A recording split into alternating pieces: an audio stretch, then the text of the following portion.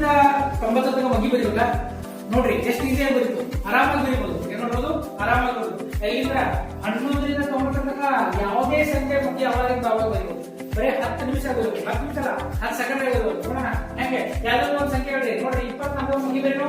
24 ಮಗ್ಗಿ ಬರೀ 24 ಮಗ್ಗಿ ನಮಗೆ ಬರೋದಿಲ್ಲ ಅದೇ 24 ಮಗ್ಗಿ ಬರೋಣ ನೋಡ್ರಿ ಹಾಗಾದ್ರೆ ಏನ್ ಮಾಡೋಣ ನಾವು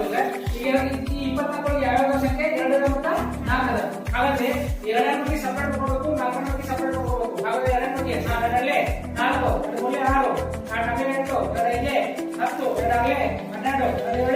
14 2 16 2 18 20 ಹೌದಾ 4 ಮಗ್ಗಿ 4 8 4 ಮೂಲೆ 12 4 16 4 5 20 4 24 4 28 ಹೌದಾ ಇದಾದ್ಮೇಲೆ ಏನ್ ಮಾಡೋಕಿಲ್ಲ ನೋಡ್ರಿ ಕರೆಕ್ಟ್ ಆಗಿ ಈ ಏನು 4 ಸಂಖ್ಯೆ ಐತಲ್ಲ 4 ಸಂಖ್ಯೆ 4ದು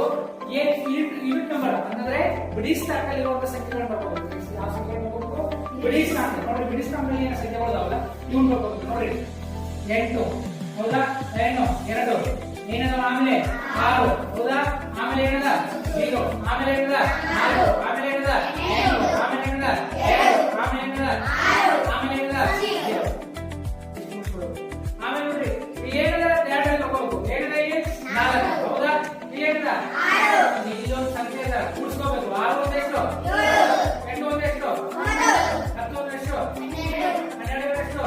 14 14 ಎಷ್ಟು 16 14 ಎಷ್ಟು 19 18 ಪ್ಲಸ್ 3 ಎಷ್ಟು 21 20 ಪ್ಲಸ್ 4 ಎಷ್ಟು